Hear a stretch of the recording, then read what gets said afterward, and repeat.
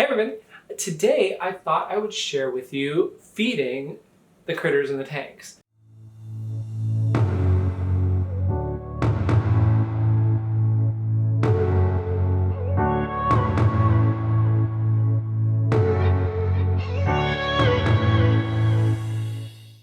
Now there's two types of feedings that I do.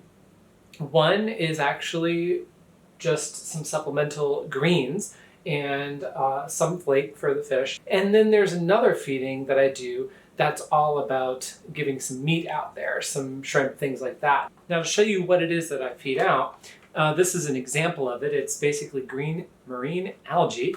And if you open it up, it essentially looks like this. There's sheets of green algae.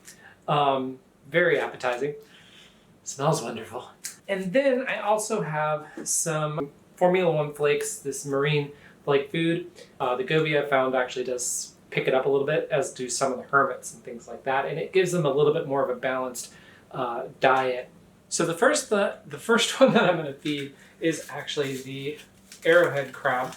This is, he grazes all the time. That's one of the reasons why I don't actually have to feed these guys every single day. There's stuff in the tanks that they're grazing off of. So here we go.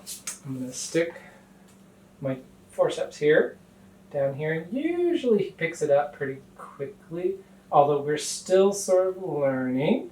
There you go. Look at that. Oh yeah, he's got it.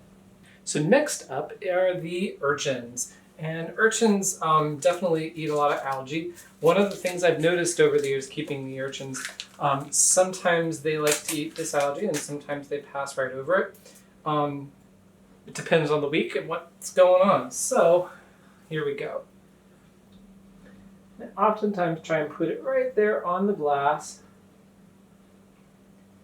That way I can tell if it decides to eat it or not. Now I'm going to fast forward through the process so you don't have to see me grabbing each little urchin. There's the big multicolor, the white. Right over there you've got little PG, pink green, and of course big pink at the bottom and the purple tip over on the far right. Now remember, urchins are grazers. They're going to constantly be looking to scrape algae off rocks.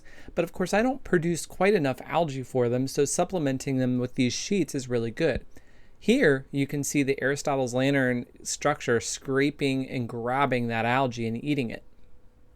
I didn't forget any of the hermit crabs. I oftentimes bury little pieces of the algae sheets under the sand and the sediment, and they'll go looking for it and scavenging. All right, now so we're over at the big tank.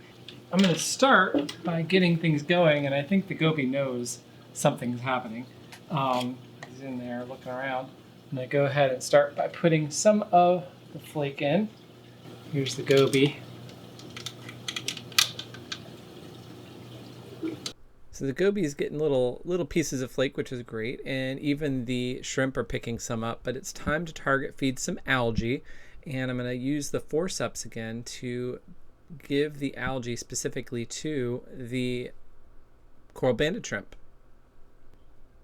There was a little mystery critter, which was actually a brittle star, that had its arms sticking out of the rock, and I gave it a shot, and I gave it a piece of algae, and it was really excited and took it in with it. So, yay! Today is another feeding day, and we're going to be feeding some actual raw seafood.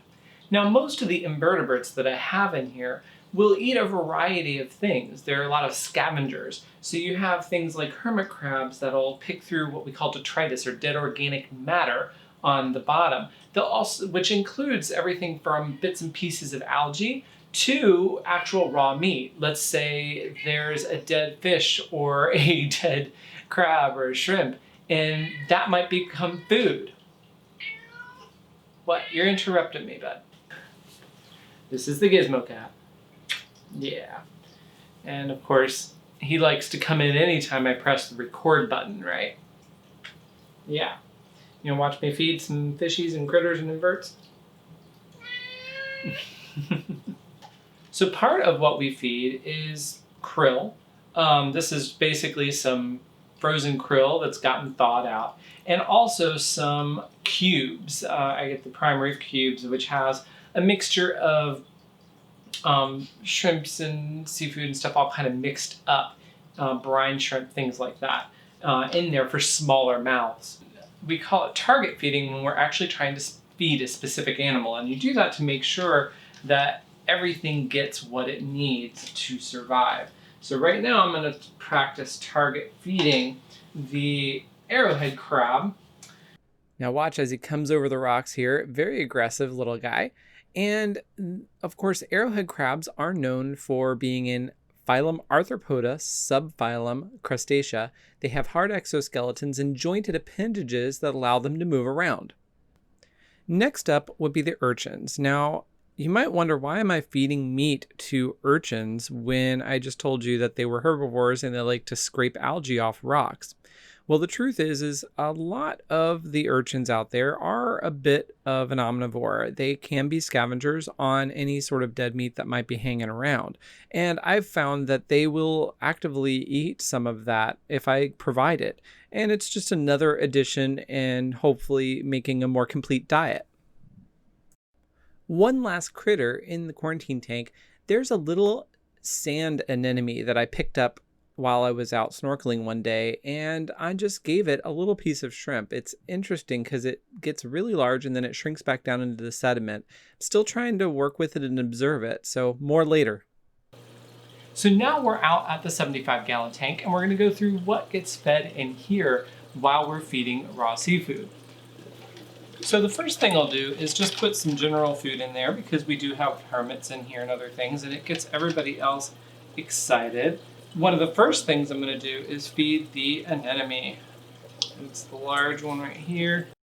Now this anemone is part of phylum Cnidaria, and their major feature are stinging cells. And you can see as I push this shrimp next to this tentacle, it sticks to the tentacle. That's because the stinging cells, the cnidocytes, are firing into it and is now going to bring it to the mouth.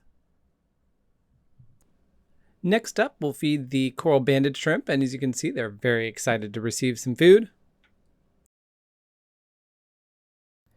Next, I'm going to target feed the zoanthid in the tank. Now, zoanthid are a type of soft coral, and they have two forms of nutrition.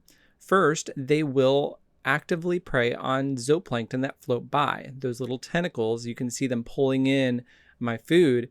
They're literally using stinging cells, just like the anemone did, to grab that food and bring it into their mouths. You also notice that they actually have a golden color. That's because they have symbiotic algae, zooxanthellae, that live inside those tissues. And that zooxanthellae photosynthesizes and provides food directly to the zoanthid as well.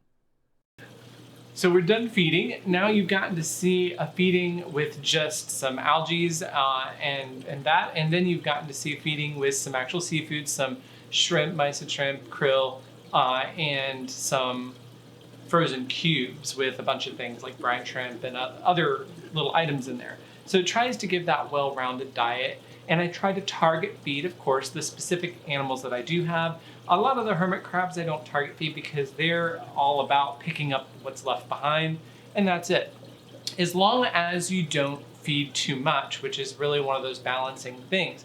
The more food you get in there, the more that food can break down and produce nitrates and nitrites in the water, ammonia's nitrates and nitrates in the water, and that can be problematic for the filtration system, the bacteria that take care of all that. So, having said all that, until next time, keep exploring.